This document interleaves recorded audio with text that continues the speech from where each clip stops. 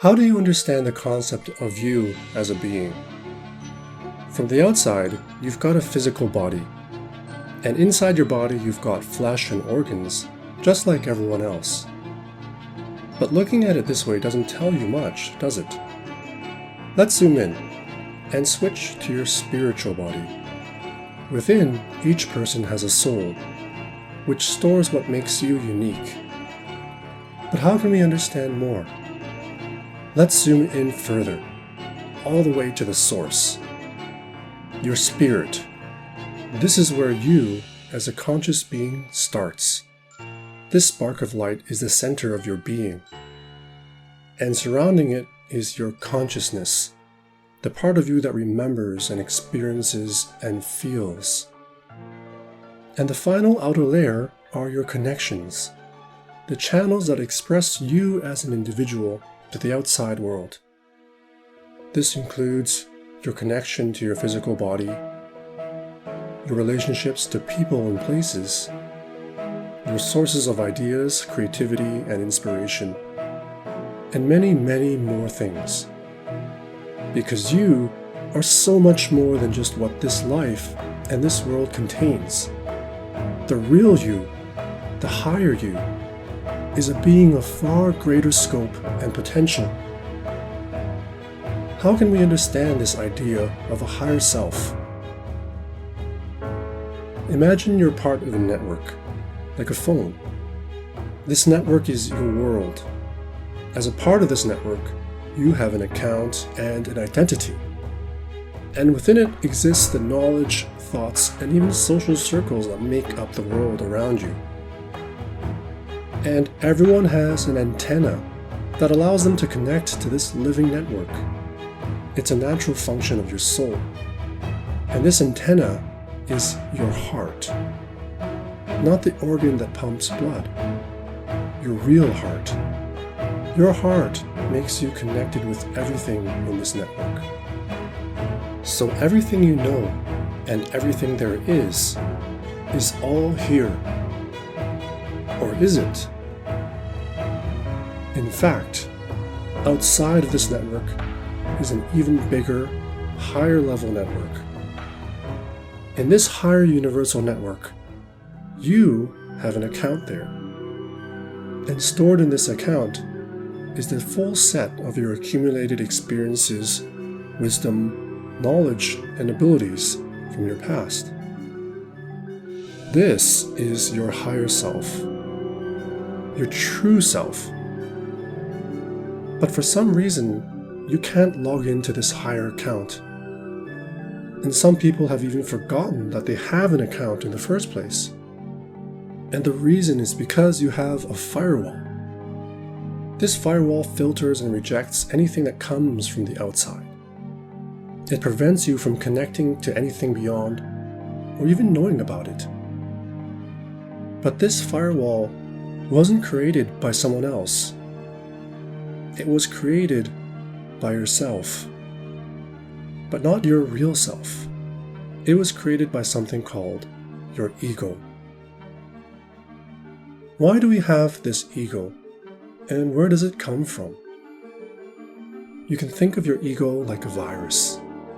It's not originally yours, but it convinces you that it is you. And like a virus, it starts off small, but slowly spreads. It spreads through your choices. Each time you choose based on your ego, it grows. And when your ego grows, the real you shrinks. And it grows until it eventually creates a firewall that breaks you away from your higher self.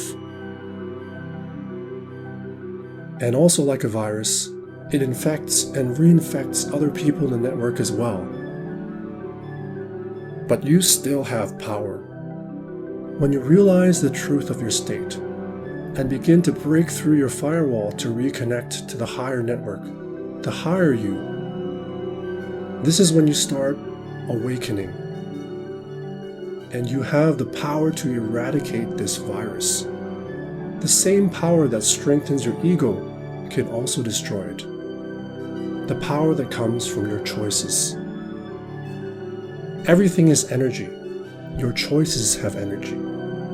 They create a force that either pushes you in a positive or negative direction. Your choices create a trend that drives your life down one path or another. What choices make you improve, and what choices pull you back? The right choices can help you rediscover your lost account, to access your lost knowledge, wisdom, and abilities, to find your path again. And you can master your choices by mastering your intention. This is the process of enlightenment.